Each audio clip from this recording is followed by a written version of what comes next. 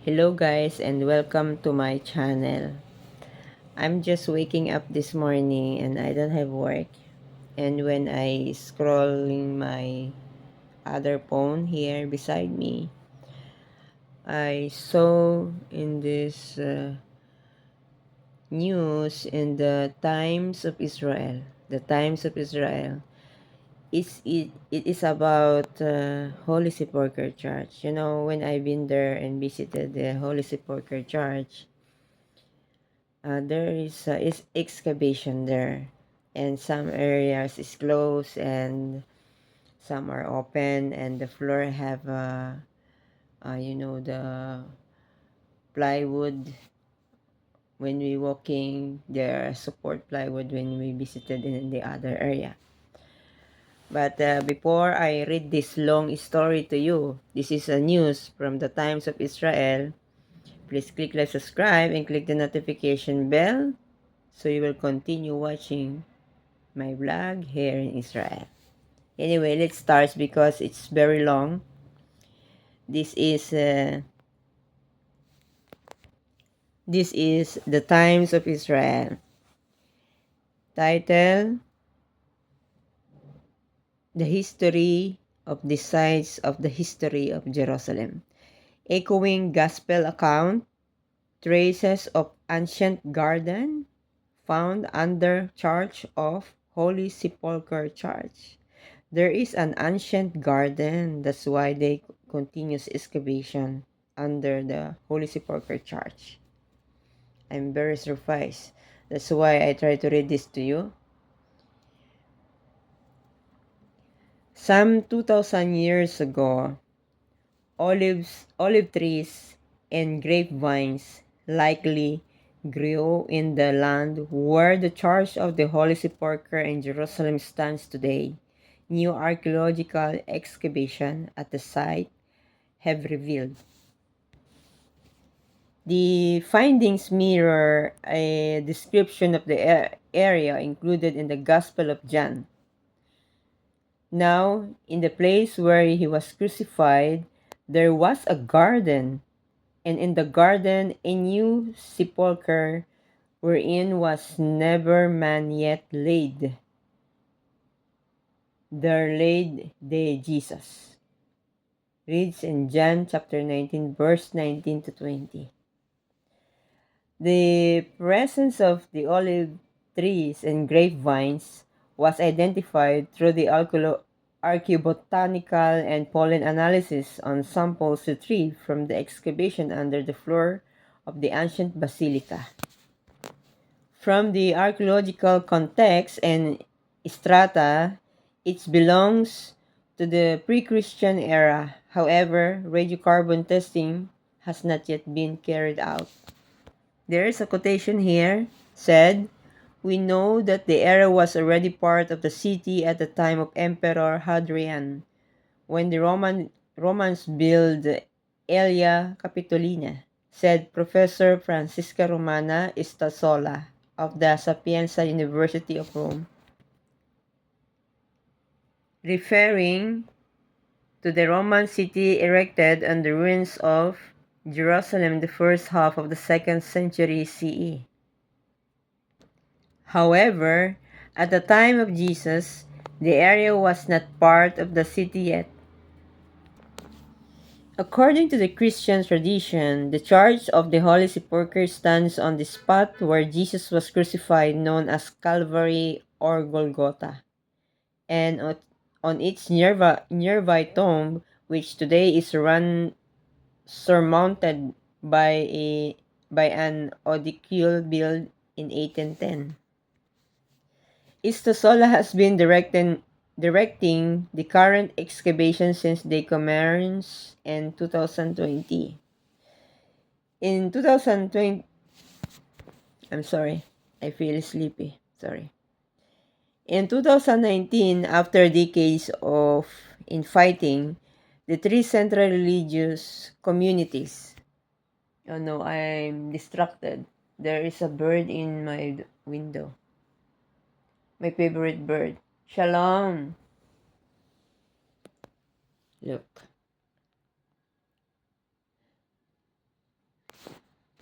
Sometimes the birds is our messenger. I don't know what is the news. Bring that bird. This is the bird I saw in Jerusalem in Golden Gate. Anyway, let's continue the news. Okay. In 2019, after decades of infighting, the three central religious communities managing the charge of Orthodox Patriarchate, the custody of the Holy Land, and the Armenian Patriarchate agreed to the significant renovation to replace the building's floor, mostly dating to the 19th century. The endeavor has marked the first major restoration project in the basilica since the aftermath of a fire in 1808. The archaeological excavation received a license from the Israel Antiquities Authority as required by law for any dig in the country. On a sunny summer-like March afternoon in Christian quarter of Jerusalem, Old City appeared quiet and almost empty of visitors as the simmering geopolitical tensions still keep most tourists away from Israel and Jerusalem.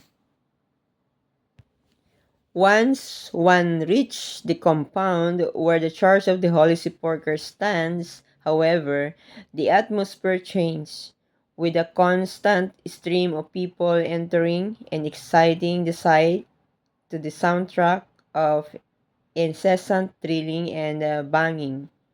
Workers blended with worshippers and priests carrying tools and construction materials inside and outside the church. An intense fragrance of incense completed the visitor's sensory experience. There is another quotation here said, with the renovation works, the religious communities decided to also allow archaeological excavations under the floor, Istasola said, as she sat down with the Times of Israel for the first comprehensive interview she has given since the beginning of the excavation.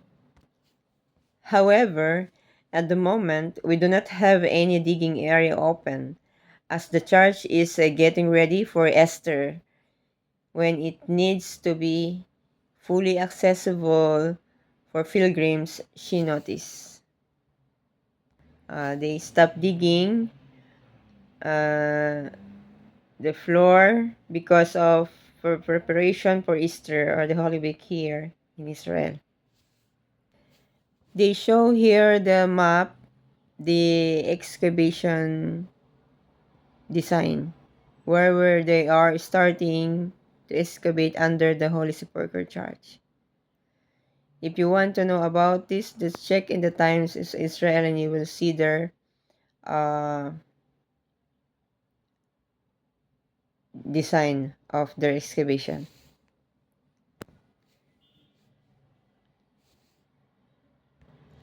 The researcher emphasized that due to the sensitive nature of the site of its logistical needs, they have had to work with extreme caution. All archaeologists participating in the excavations are Italian and affiliated with the La Sapienza University. Another quotation written here also, we take turns,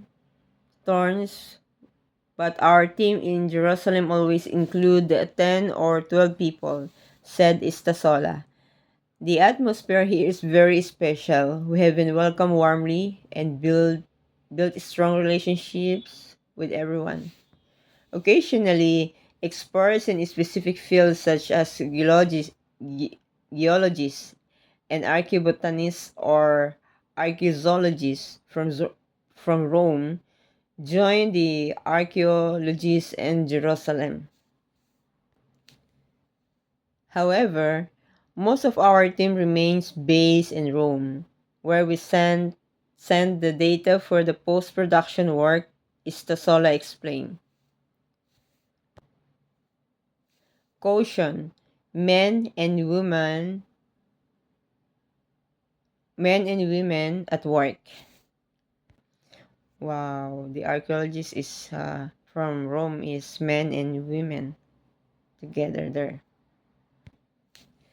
Walking around the church, one cannot help but notice the temporary floor laid down to ensure that people can continue to visit while some corners are closed off.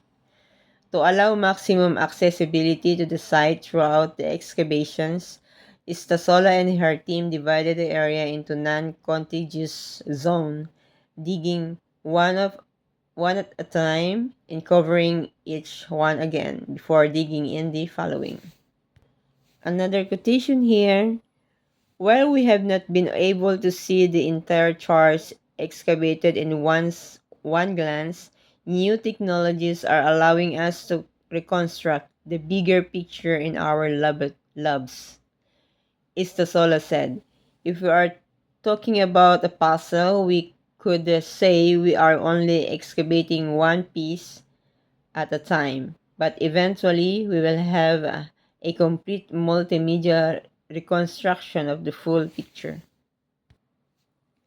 Over the centuries, the Holy Sepulchre has endured multiple cycles of destruction and restoration. The first structure was erected in the 4th century by Constantine, the first emperor who converted to Christianity. The church was set on fire by the Persians in the 7th century and attacked by Caliph al-Hakim in 1009. A significant restoration under Crusader rule in the 12th century gave the building its current appearance. According to Istasola, the hidden layers beneath the church floor, similar to the pages of a book, have offered an extraordinary chronicle of the history of Jerusalem, starting with the Iron Age, 1200 to 586 BCE. The church stands on a quarry, which does not surprise us because a vast part of the old city of Jerusalem stands on a quarry, said Istasola. The quarry was already active in the Iron Age. During the excavation, we found pottery, lamps, and other everyday objects dating back to that period. Wow. They found the battery lamps.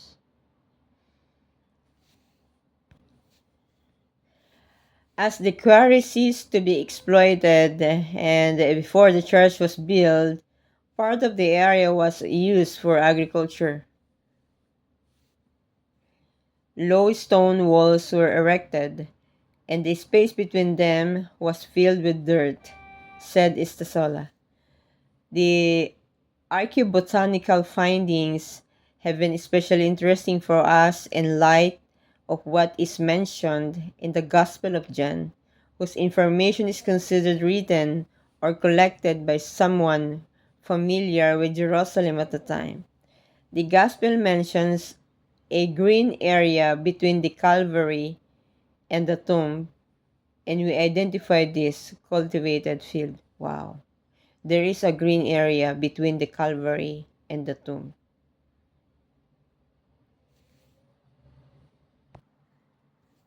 Findings dating back to Constantine. At the time of Jesus, the former quarry was also used as a burial site with several tombs hewn in the rock, as in other Jerusalem areas. We need to imagine that as a quarry was progressively abandoned, tombs were carved at different levels, Istasola said. The area therefore features several burials was that period. Constantine selected the one that had been venerated as a tomb where Jesus was buried and excavated around it in the area that corresponds to the current rotunda, isolating it from the other burials.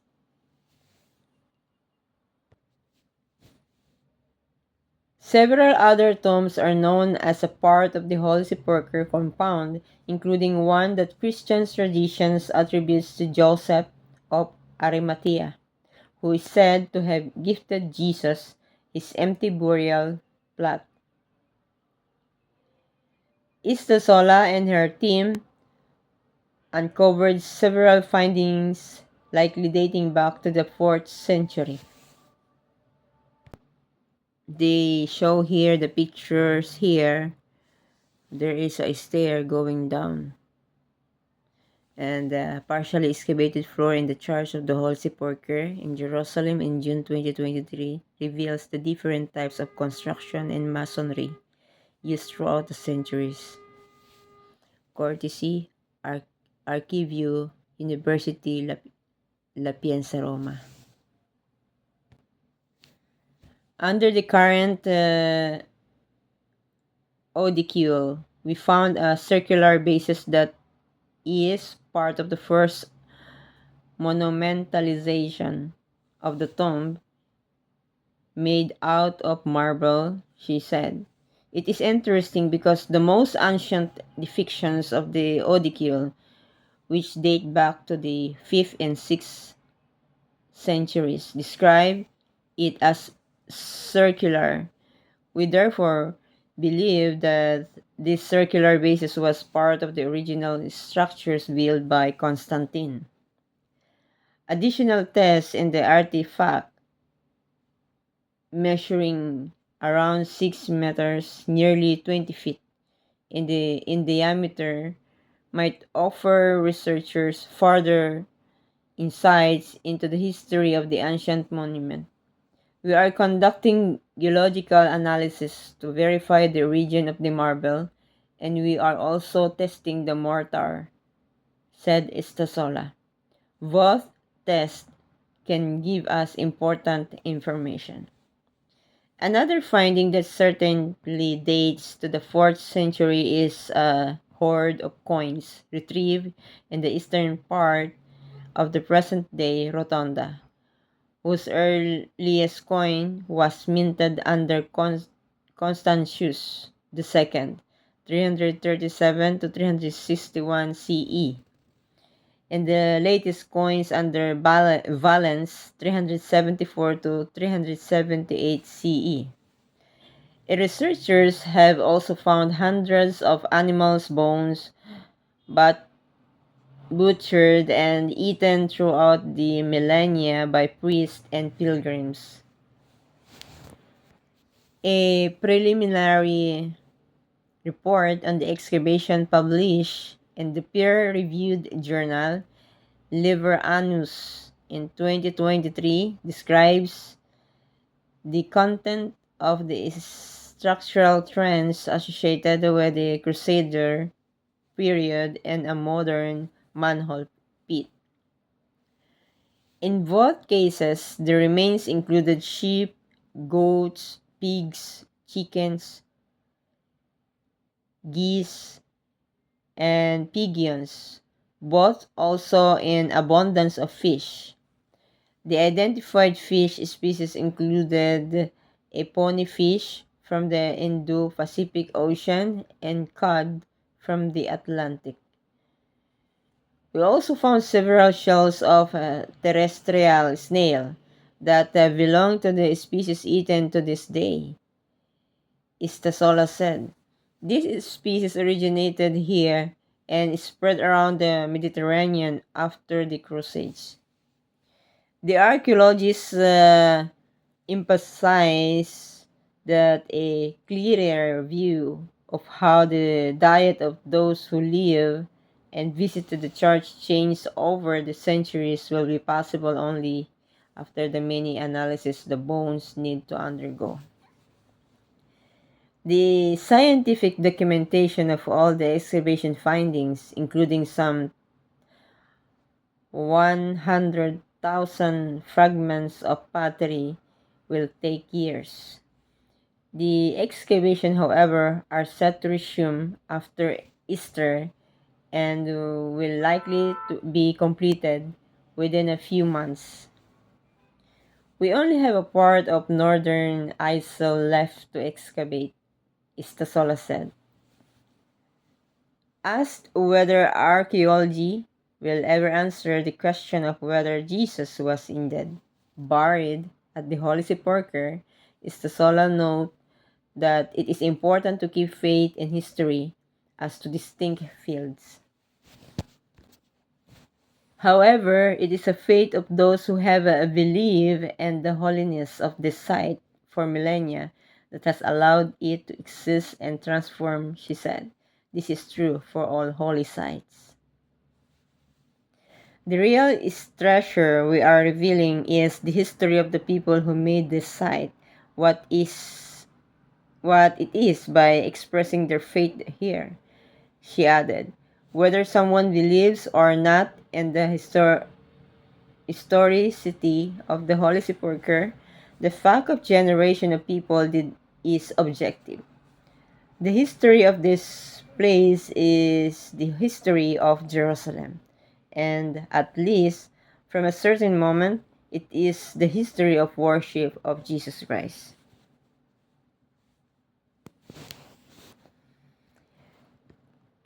Let's listen their voice here about what does archaeology say about the location of the Church of the Holy Sepulchre.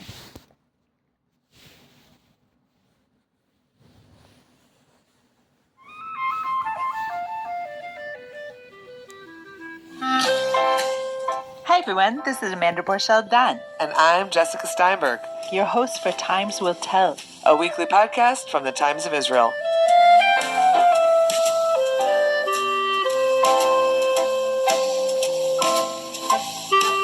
Hi everyone, welcome to this week's Archaeological Times Will Tell. This is Amanda Borchel-Dan, and ahead of Easter, I'm touring the Jerusalem Old City's Church of the Holy Sepulchre with top archaeologist Professor Jody Magnus. Jody is the Keenan Distinguished Professor at the University of North Carolina at Chapel Hill. She is a classical and biblical archaeologist specializing in the Holy Land from the time of Jesus up to the 10th century. She's just finished a forthcoming book on Jerusalem through the ages, from the time of the Jebusites through the reign of Charlemagne.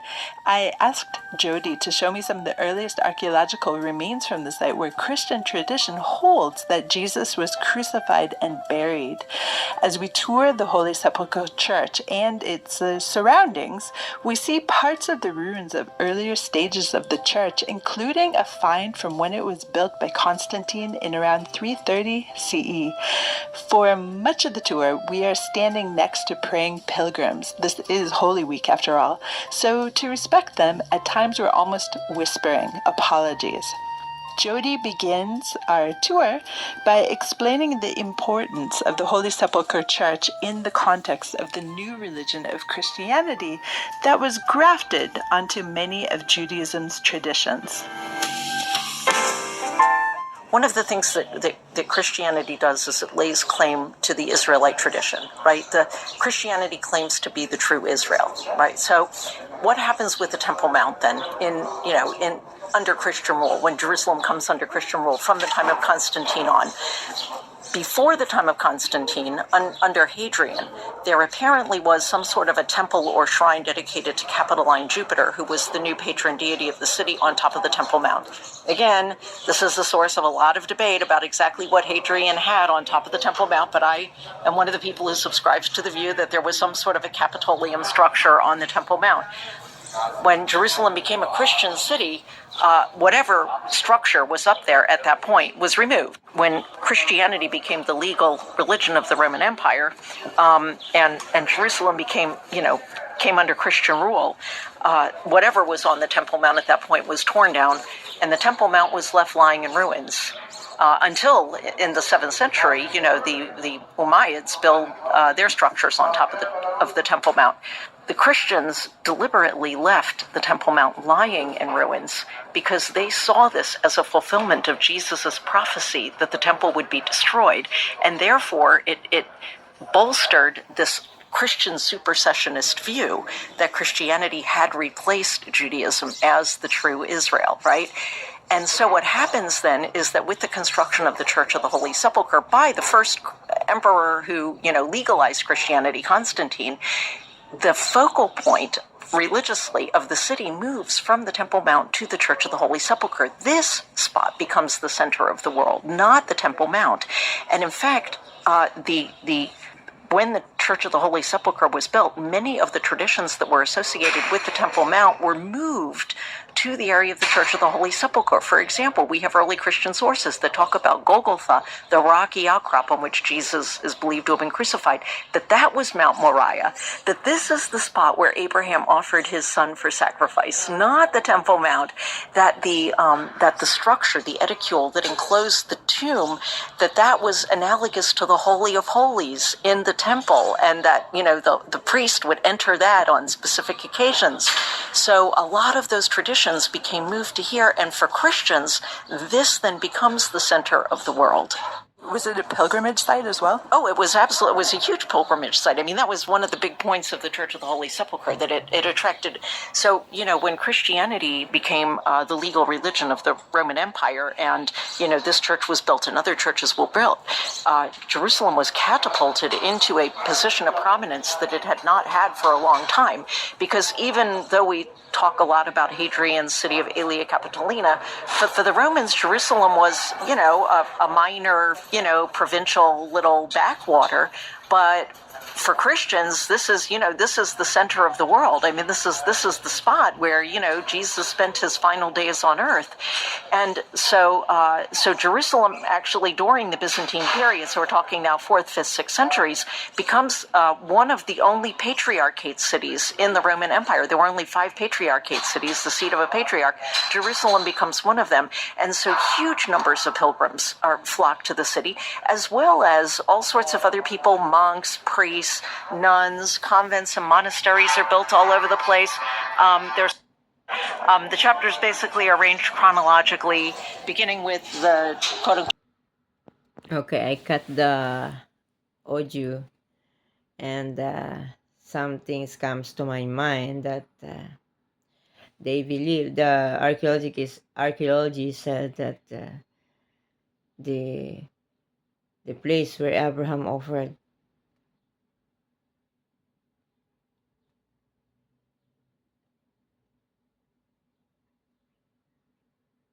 pray is in the